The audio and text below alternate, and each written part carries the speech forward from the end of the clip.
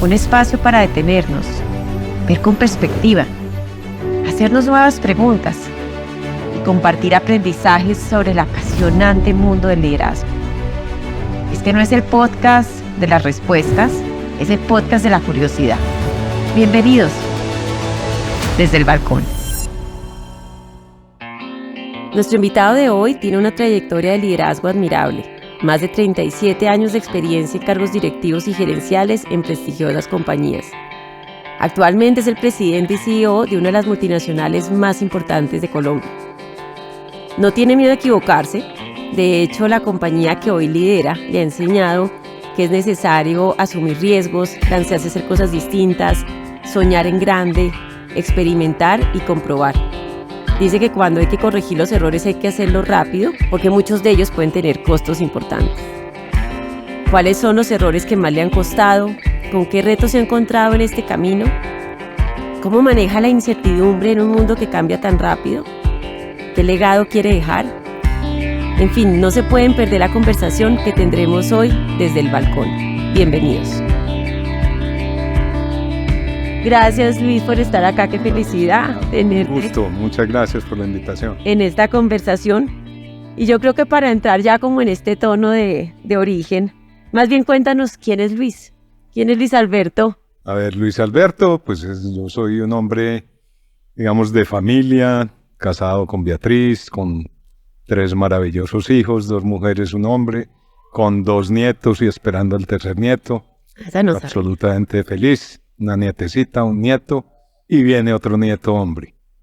Y como lo describiste ahora, pues profesional de administración, y de AFIT, después en Harvard, A&P de 165, y me describiría como una persona muy inquieta, muy inquieta como por explorar, por siempre querer aprender, y creo que una de las cosas fundamentales, digamos, que me ha distinguido es que nunca he parado de aprender y creo que las oportunidades de aprender están en todas partes. Y una frase que le aprendí algún día a Carlos Antonio Espinosa fue: no hay nada peor que no saber lo que uno no sabe, y la única manera de saber lo que uno no sabe es exponiéndose a lo que no sabe. Entonces, hurgar en lo desconocido me fascina. ¿Qué más te digo de mí? Pues eso. Apasionado por el trabajo, me fascina lo que hago. Y a veces cuando uno ve a los líderes empresariales se les olvida que fueron jóvenes, que jóvenes tenían sueños. Yo todavía soy joven. Yo sé, de joven, claramente. Cuando estabas en esa época, por ejemplo, de primeros años de la universidad o terminando colegio, ¿cuál era tu sueño? Pues es muy simpático porque, digamos, terminando el colegio yo fui apasionado a la física, muy apasionado a la física. Y esa pasión por la física me llevó a querer estudiar ingeniería civil porque yo quería construir puentes. Ese era mi sueño, ingeniero civil de puentes. Por esas cosas de la Universidad Nacional, los paros y todo, pues yo pasé a ingeniería civil, pero nunca pude empezar. Y mi papá un día me dijo: ¿viste? ¿Por qué no te presentas a otra carrera? Pues como en una universidad privada, que en realidad sí estudien. Y pues bueno, vi muchos amigos presentándose a AFIT y me presenté a AFIT. Y rápidamente me apasionó el mercadeo y empecé por esa línea y tuve pues muchas posiciones en mercadeo y me apasioné por el consumidor, en fin, y por ahí fui creciendo profesionalmente.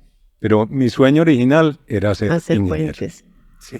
Y ahorita que te escucho parte, que se conecta como una reflexión que te compartía yo en otro de los podcasts, y es como que a veces pensamos que uno tiene que tener claro exactamente qué es lo que quiere en la vida desde el principio. Y hay una creencia, por ejemplo, de muchos jóvenes de que si están empezando la universidad, ya tienen que saber qué es lo que quieren y qué es exactamente lo que va a ser su vida. Y cuando te oigo, para mí hace como mucho eco con mirar para atrás y darse cuenta que la vida uno como que la va construyendo en el camino. Mira, hay una frase que yo hace poquito entendí que era de origen judío, no sabía que era de origen judío, que dice: si quieres que Dios se ría, planea. Y yo creo que eso es aplicable no solo en la vida empresarial, sino en la vida personal. Y uno tiene que estar como muy pendiente de las cosas que van surgiendo, que van emergiendo. Las oportunidades van emergiendo. Uno busca las oportunidades, no se las encuentra. Por lo que uno hace, aparecen las oportunidades, no porque quedarse quieto, aparece. Entonces, el estar atento a qué va emergiendo, pues es una manera de ir labrando el futuro, ¿no? Yo no creo mucho en eso de que uno pues sale de la universidad antes de escribir un plan, yo voy a llegar a ser CEO porque estudié administración de empresas. No, yo trabajé muchísimos años en mercadeo, me apasioné por el consumidor, por entenderlo. Después trabajé muchos años en toda la parte comercial, me apasioné por el cliente, por entender las necesidades del cliente. Nunca fue, digamos, mi orientación las finanzas, no me ocupé, digamos, sino de establecer pues como las bases, entender los números obviamente, sacar de los números información, pero fue eso lo que me llevó, digamos, a desempeñarme como gerente general, como CEO, pues hace unos años en Alianza Team, esa pasión por el consumidor y por el cliente, y el entender eso. Pero eso fue emergiendo en mi vida. Yo, pues, sí, cuando estudié en la universidad, la materia que más me gustó fue el mercadeo. Entonces, de pronto, de ahí salió y exploté eso con estudios, pues, posteriores, en fin. Y eso cómo se conecta con una pregunta que cada día está como más presente en el mundo, y es como ¿cuál es tu propósito? Y ahí desde origen, cada vez más estamos convencidos como el propósito jalona el liderazgo, pero también como hay una expectativa de que las personas tienen que tener clarísimamente su propósito, si no son unos desubicados. No, ¿Cómo te lo vives tú? Yo me lo vivo como construyendo algo más grande que yo. Y no en el sentido de que yo sea grande, sino que lo que yo deje en mis hijos, en los colaboradores que influencio, en mis amigos, en la sociedad, sea realmente un aporte importante. Ese es mi propósito. ¿Y tú sientes que esa, digamos, respuesta de cuál es tu propósito va evolucionando o ha ido evolucionando a lo largo de tu vida? Yo creo que el propósito fundamental se mantiene. Lo que pasa es que el cómo lograrlo sí va evolucionando a medida pues que he madurado, pues y no te voy a decir pues que mi propósito pues lo tengo desde que salí del colegio, ni mucho menos. Vuelvo y te digo, todo es como emergente, ha ido emergiendo en el tiempo, pero hace muchos años que tengo ese propósito claro, entonces voy orientando como mi gestión en ese sentido. Pues una cosa era cuando era gerente general de una compañía que le reportaba a un presidente, otra cosa muy distinta siendo presidente, una cosa distinta era cuando no tenía hijos, otra distinta es cuando tengo hijos y nietos. Entonces siento que esa trascendencia es aún más importante. Ok. Y te hago una pregunta porque parte, digamos, de la motivación de empezar esta serie de entrevistas con líderes empresariales es que a veces como que se ven esas figuras como el título, el rol, y están allá y se nos olvida cuál es ese ser humano que hay detrás, qué es lo que ha tenido que pasar para estar donde tú hoy estás y qué se siente estar en tus zapatos. Mucha soledad. Yo creo que esa tampoco es mía la frase, pues que no hay nada más solo que un líder, ¿cierto? Porque hay cosas que tú, pues son del trabajo, entonces pues no las vas a exponer en la familia, pues si son preocupaciones profundas, porque vas a generar una preocupación que no tiene sentido. Hay cosas que uno no puede compartir con los colaboradores, pues no son demasiado íntimas, entonces el poder tiene como cierta soledad, y de ahí que sea tan importante establecer unos vínculos cuando uno está en una posición de estas con la junta directiva y tener esa posibilidad de tener conversaciones aún personales difíciles con los miembros de la junta directiva, o por lo menos con el presidente de la junta directiva. Entonces, yo te contestaría de esa manera, no sé si... ¿Qué otros aspectos de tu rol sientes que son los más retadores? Y sobre todo, yo creo que en un contexto en que digamos, quienes están liderando las grandes empresas en este país, es un país en un mundo, yo diría Colombia en un mundo, en un momento de mucha incertidumbre, pero además en un contexto mundial en que la incertidumbre es como la constancia. Mira, yo creo que eso nunca ha sido distinto, a empezar. A mí me gusta mucho leer, pues, y la incertidumbre siempre ha estado presente, siempre, bajo diversas circunstancias. Yo le decía ayer a alguien hablando de un tema parecido, decía, muéstrame en el mapa un solo país donde hoy en el mundo exista tranquilidad y no exista incertidumbre. Y de pronto, y esto pues porque he oído de eso, vas a señalar Nepal, porque pues Nepal es un reino chiquitico y es que una cosa divina, pero yo no creo que exista hoy un solo rincón del mundo que no tenga incertidumbre. El mundo está totalmente conectado hace muchísimas décadas. Entonces la incertidumbre de uno influye en la incertidumbre de otro. Entonces, volviendo como a tu pregunta original, el mayor desafío en este momento es cómo uno, como líder, mantiene el optimismo y la esperanza en la gente y evita al máximo, las conversaciones negativas. Cómo uno, sin ser grosero, aísla las malas influencias. Y para mí las malas influencias son los que están hablando todo el tiempo de que este mundo se va a acabar y que esto se va a acabar y que esto está muy mal y que vamos para peor. No, yo creo que la principal responsabilidad que tenemos como líderes es mantener en los equipos el optimismo y la esperanza de que todo se puede, de que uno tiene que partir del mundo de la posibilidad. Y el mundo de la posibilidad no es la estadística, no, es de que todo es posible y hay que encontrar el camino. Pensar mucho como de derecha a izquierda, es decir, primero yo me planteo la meta que tengo y después miro cómo la voy a lograr. Y por supuesto tengo que lidiar con la incertidumbre y tengo que lidiar con las condiciones económicas y las sociales y las políticas y todo. Pero ese es el rol que nos toca desempeñar.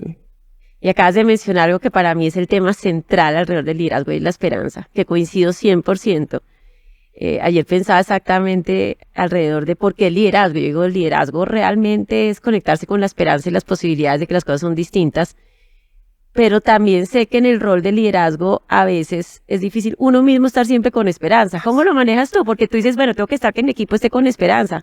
Pero ¿cómo hace Luis Alberto en medio de una realidad compleja? Por ejemplo, lo que estamos viviendo en Colombia, con las noticias que por más de que uno trate de no verlas todas, ¿cómo haces tú para mantener la esperanza? ¿O qué pasa en esos momentos en que la esperanza, la llamita está más bajita? Bueno, cuando la llamita está bajita, trato de encontrarme con personas como tú. Es decir, pues que están llenas de esperanza y están trabajando por el mundo. Pero a mí realmente pocas veces se me baja la llama. Porque soy consciente totalmente, es una profunda convicción de que vivir en el mundo de las posibilidades es lo único que nos puede llevar adelante, es decir, el pensar siempre positivamente. Yo esta mañana oí a alguien en una entrevista que decía el optimismo pragmático. No sé si es optimismo pragmático una buena expresión, pero sí, hay que saber con qué nos estamos enfrentando, pero echar para adelante. Te mencionaba ahora, aislando las malas compañías, es decir, los comportamientos tóxicos. Eso no ayuda, ¿para qué? No produce conversaciones negativas, las evito. No las difíciles, las negativas. Eso.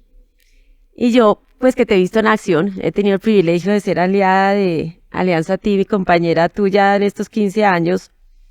He sido testigo de dos momentos especiales que quiero mencionar. Uno, la pandemia, que sé que fue muy retador para todos, pero pues estuve cerca de ustedes y supe y vi lo retador que fue. ¿Qué te queda a ti de lección de esa época y del liderazgo y lo que viste en tu propio rol y en tu equipo y en el rol de tus líderes en esos años tan retadores? Eso fue impresionante. Uno habla de la pandemia y ya va a ser 3 años que empezamos eso. muchos aprendizajes. Cuando empezó la pandemia, nosotros tomamos la decisión, y fue una decisión de equipo, fue como espontánea, no fue una orden, venga, conformemos un comité de crisis. Ese comité de crisis nos reunimos 12 personas, 278 días continuos, durante 2 horas, todos los días, sábados, domingos, viernes santo, jueves santo, sábado santo, domingo santo, con 3 propósitos que nos propusimos al principio. El primero era vamos a cuidar la vida y bienestar de toda nuestra gente. El segundo, vamos a cuidar las comunidades donde estamos. Y el tercero, dado que estamos en la cadena alimenticia, no podemos interrumpir la cadena de abastecimiento. Porque nosotros abastecemos grandes productores de alimentos, abastecemos grandes retailers, no podemos, el aceite es un producto esencial, no podemos dejar que se interrumpa la cadena. Eso nos funcionó supremamente bien. A nosotros no se nos quebró un cliente, no interrumpimos la cadena en ninguna parte. Estábamos, digamos, en un proceso de crecimiento muy importante en el negocio de restaurantes, de bakery. Todos esos negocios se cerraron. Nosotros ayudamos a nuestros clientes. A nosotros no se nos murió una sola persona de los 3.300 colaboradores que tenemos. ¿Qué aprendimos de todo eso?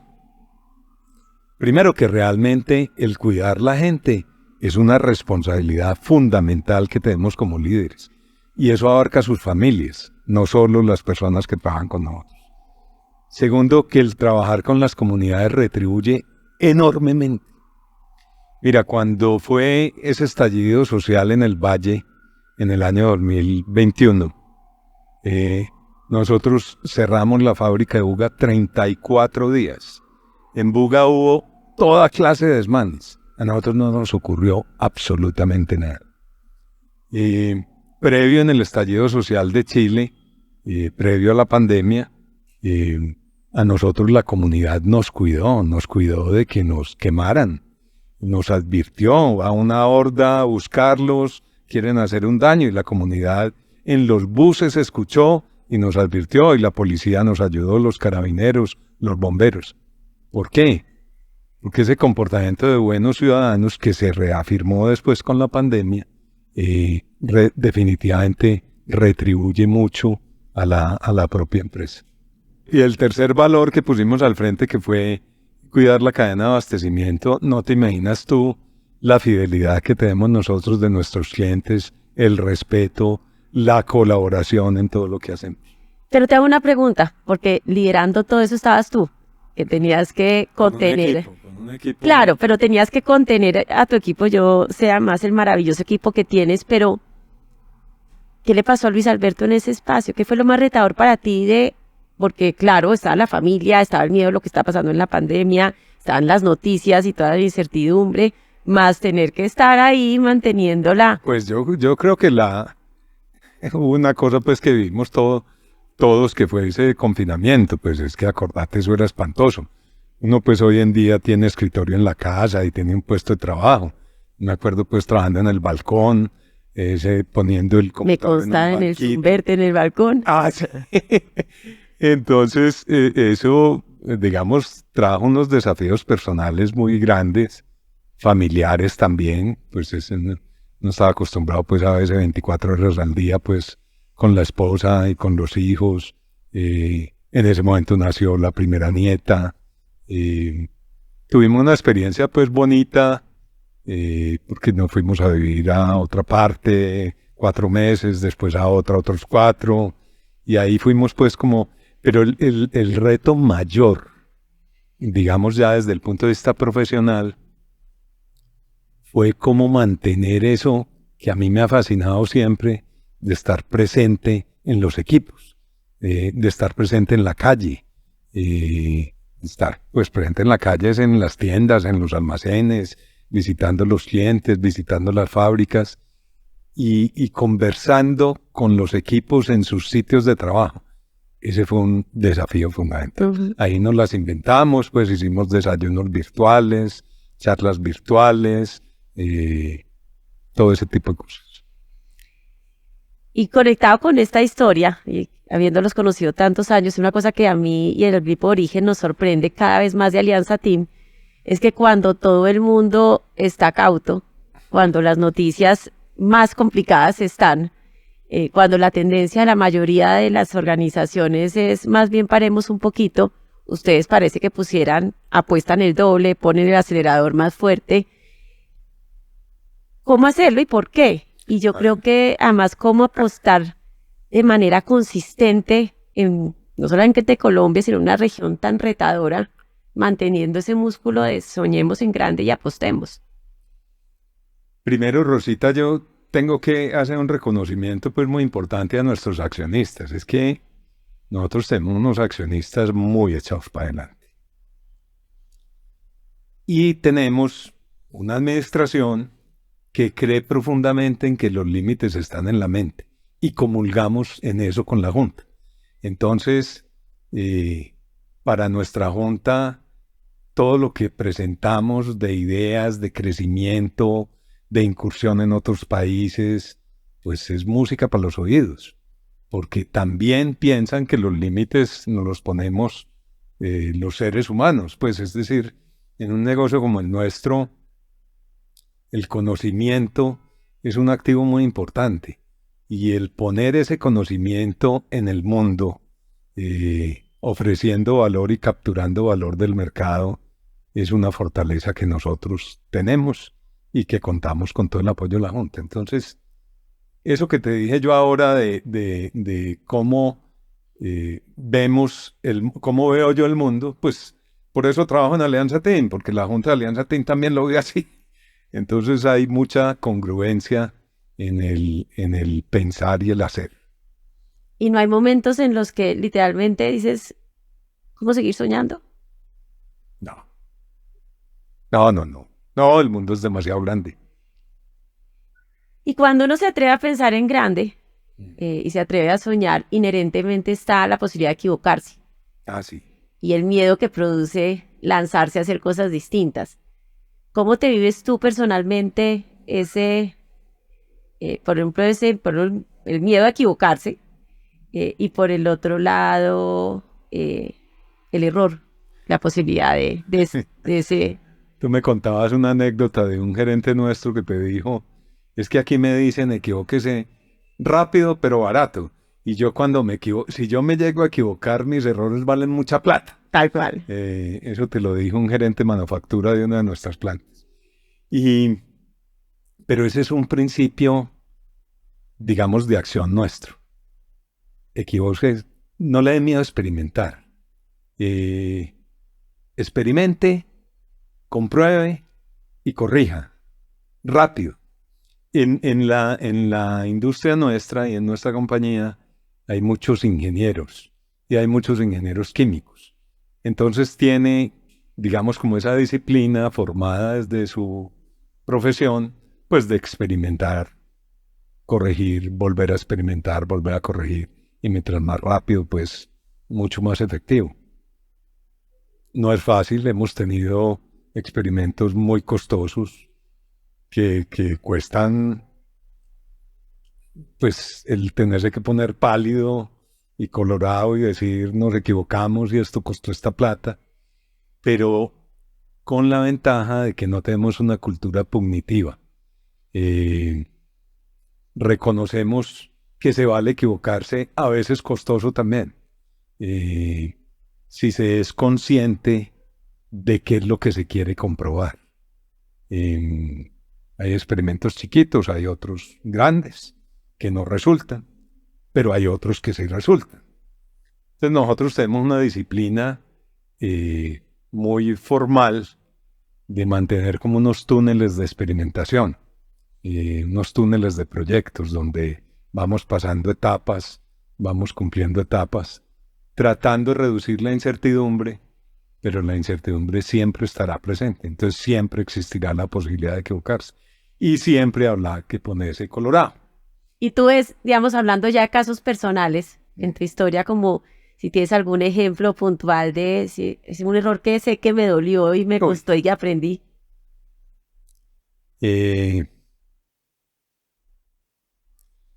Uno muy, muy costoso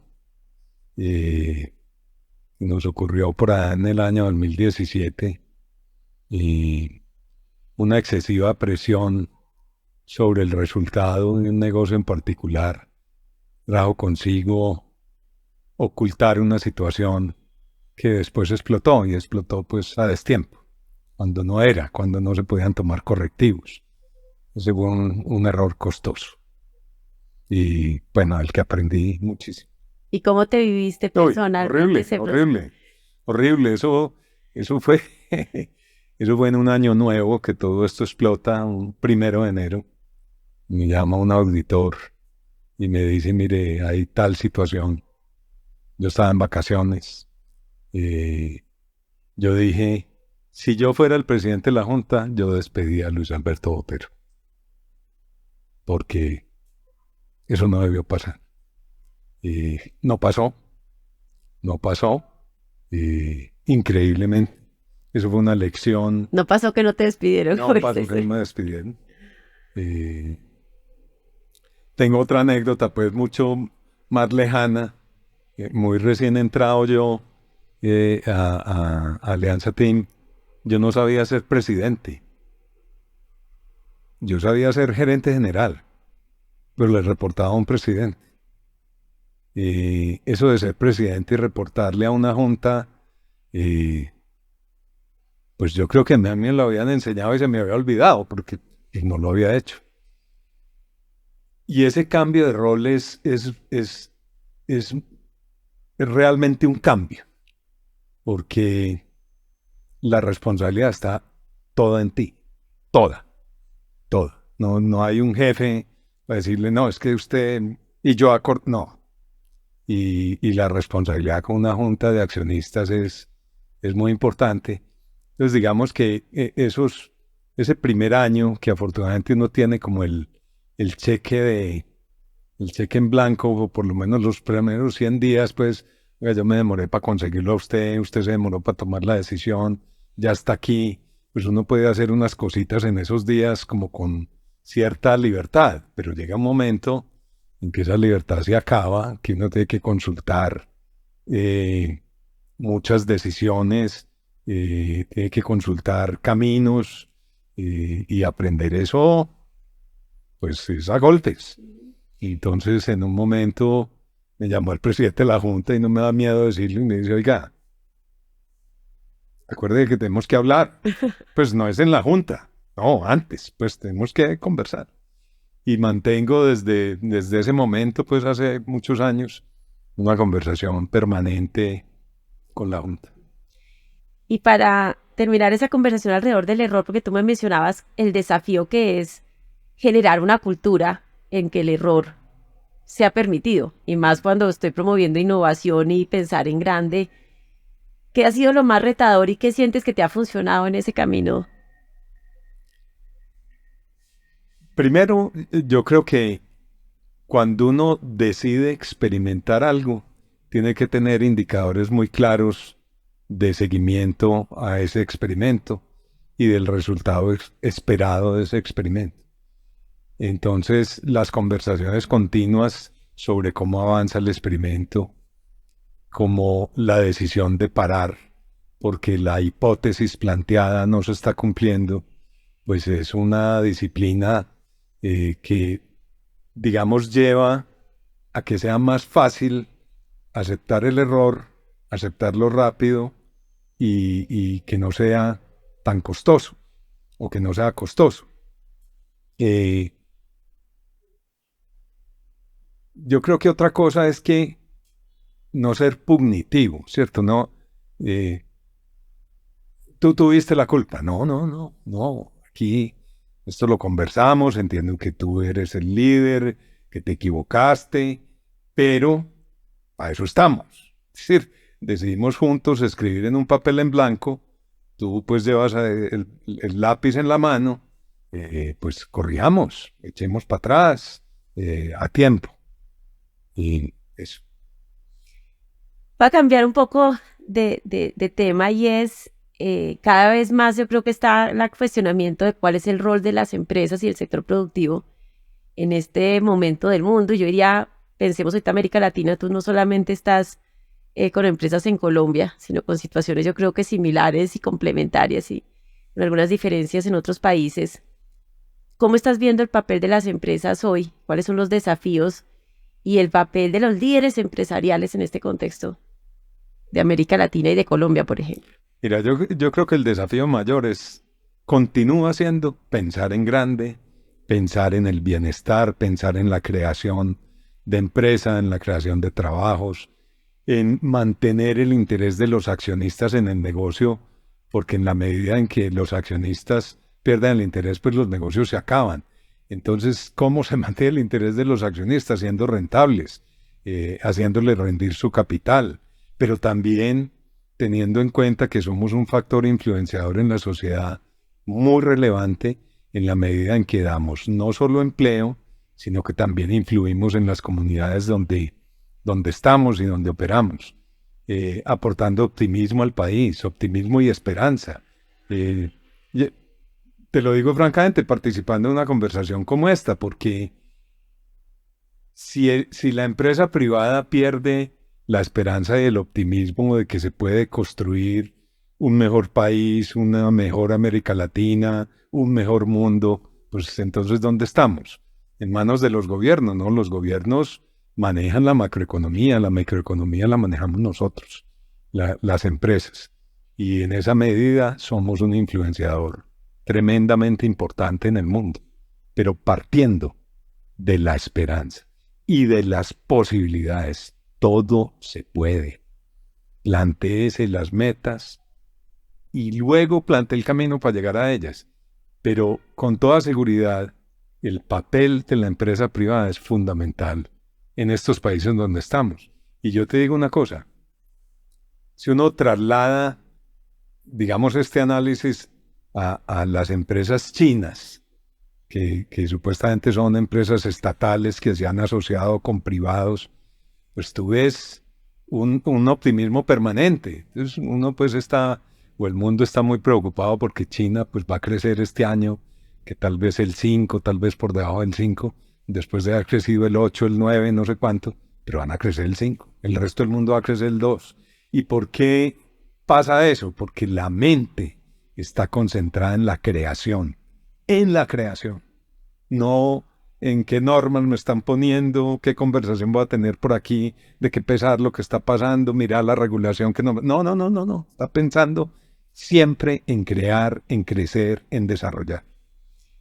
¿Y tienes alguna, digamos, mirada un poco crítica o de qué no se ha hecho suficientemente bien o qué puede hacer distinto a lo que han ido haciendo las empresas, dado lo que estamos viviendo hoy? ¿Te refieres a Colombia? Pensemos primero en Colombia, sí. O sea, ¿qué podríamos hacer distinto o qué las empresas y el sector productivo de alguna manera o no hizo bien o no hizo suficiente y que podríamos hacer mejor? Mira, yo pues realmente pienso que lo que no debemos hacer es tener miedo. Para nada, para nada. Nos cambió la cancha, ¿sí? Nunca habíamos jugado en una cancha como la que estamos jugando. Nunca en la historia de 200 años de democracia estábamos en esa cancha. Estamos aprendiendo a identificar la cancha, a saber cómo se juega, pero no podemos perder la esperanza de ganar. Eso es. Yo creo que a través de toda la conversación he dado pues como señas de eso. Pero mira, vamos encima de Colombia. Vamos a Chile.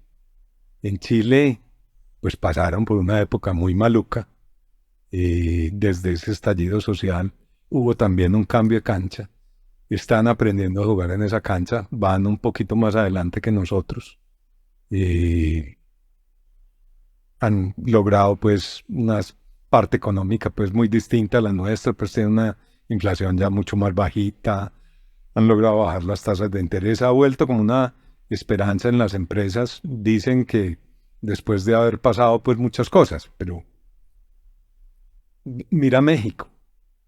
México se convirtió en el principal socio comercial de Estados Unidos por primera vez en la historia. Sobrepasó a China el mes pasado. Tú hablas con los empresarios mexicanos, no están preocupados de lo que diga Manuel López Obrador, no. Están concentrados en que tienen una alianza con Estados Unidos tan tremendamente poderosa. Un economista que invitamos a una junta en México recientemente decía, es que la economía de México y de Estados Unidos son como un huevo revuelto. Una vez juntas la clara con la yema es imposible separarlas. Así están.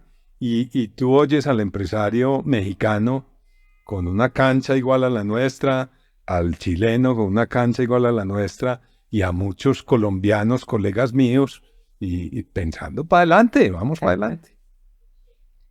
Bueno, y ya entrando como en la etapa final, voy a volver un poco a Luis Alberto como persona, y es, ¿qué viene para adelante para ti? ¿Qué viene para adelante? Yo espero seguir trabajando muchos años más, aportando desde lo que sé hacer, desde lo que me gusta hacer. A mí me apasiona lo que hago. Yo soy de las personas que se levanta bien temprano a hacer ejercicio y después feliz a trabajar, feliz a estar con la gente. Me fascina lo que hago. Espero muchos años más poder hacer eso, pero espero también poderme vincular a algo que se vincule con mi propósito, ya no desde el punto de vista empresarial, sino desde el punto de vista social o colectivo, en algún momento pues de mi próximo venir. Y conversábamos sobre la importancia del rol de los profesionales, empresarios más senior, por decirlo de alguna manera, de poder también compartir y acompañar digamos, a los jóvenes y las nuevas generaciones. Si tú pudieras darle algunos, de pronto, consejos o aprendizajes de vida a quienes en este momento están empezando su vida profesional, que están de pronto empezando sus primeros trabajos, dando los primeros pasos, como nos contabas, hoy desde la trayectoria de lo que has vivido, ¿qué les dirías? El primero de todos, el recurso más importante que tienen las empresas es el talento. El más importante. A través de la historia ha habido crisis financieras, etc. Pero siempre hay plata. Siempre. A veces están los bancos, a veces están los inversionistas, a veces está debajo del colchón, pero siempre hay plata. La tecnología es algo que se adquiere, se compra. Algunos países la copian, otros la desarrollan. Mark Zuckerberg dice que la mejor manera de predecirle el futuro es inventándolo. Entonces ellos la inventan.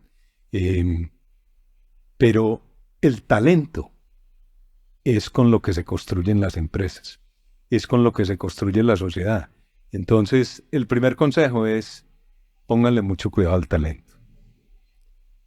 Desarrollen el talento. Sueñen juntos con el talento. Permitan que el talento se autodesarrolle. Yo no creo en esos planes de este va a ser su plan. No, venga, construyamos su plan juntos y veamos qué va emergiendo en ese plan y tomemos los correctivos. El segundo, pues, para el que sea empresario, pues, en el ramo que sea, es que no se le olvide que siempre hay una persona que usa lo que usted hace, o lo que usted vende, o el servicio que usted presta. No se le olvide eso nunca. Entonces, usted tiene que partir de allá y solucionar algo que esa persona, un dolor que esté sintiendo. Si usted no soluciona un dolor, no hay ningún valor en lo que usted hace. Y si no hay valor en lo que usted hace, usted nunca va a ganar plata, porque no lo va a poder cobrar. Esos serían como algunos de los consejos. Y una última pregunta, el día que ya... Es como en la tercera última, ¿no? Sí, esta es la última. El día que no estés, ¿qué quisieras que recordaran de Luis Alberto? ¿Cuál es ese legado que quisieras que quedara? Pues primero, si mi esposa está, pues que tuvo un gran esposo. Mis hijos que realmente vieron a un padre que les dejó algo sobre lo que crecer, y no hablo ni mucho menos económico, sino unos valores y unos principios con que actuar en la vida. Y ojalá vea crecer a mis nietos, digan, este abuelo sí era un espectáculo. Desde todo punto de vista, querido, amable, adorado con nosotros, eso me gustaría. Bueno, gracias Luis, qué delicia esta conversación y por haberme aceptado esta invitación, y nos veremos en otro capítulo de Desde el Balcón. Muchas gracias, Rosita.